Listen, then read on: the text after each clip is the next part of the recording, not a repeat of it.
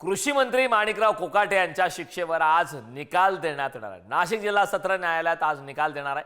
कोकाटेंना दिलासा मिळणार की शिक्षा कायम राहणार याकडे मात्र सर्वांचं लक्ष आहे। मागील सुनावणीत स्थगितीचा निकाल हा राखून ठेवला होता।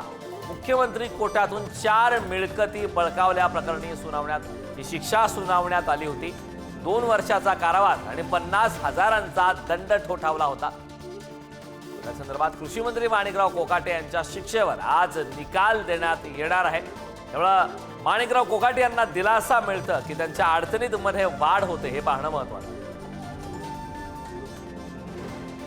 संदर्भात ताजे अपडेट देण्यासाठी आपले प्रतिनिधी किरण ताजने आपल्या सोबत जोडलेत। किरण, कृषी मंत्री माणिकराव कोकाटे यांच्या शिक्षेवरती आज निकाल होणार आहे। माणिकराव कोकाटेंना दिलासा मिळणार की त्यांच्या अडचणी वाढणार हे पाहणं महत्त्वाचं आहे। काय अधिकची अपडेट?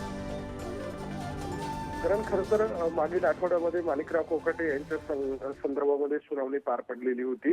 1995च्या दरम्यान दाखल असलेल्या गुन्ह्याच्या पार्श्वभूमीवर माणिकराव कोकाटे यांच्या अडचणीमध्ये वाढ झालेली होती। माणिकराव कोकाटे यांना आणि त्यांच्या भावाला 2 वर्षांचा कारावास आणि 50,000 रुपयांचा दंड देखील ठोठावण्यात आलेला होता। एकूणच या शिक्षेच्या पार्श्वभूमीवर माणिकराव कोकाटे यांचा राजीनामा देखील मागितला जात होता।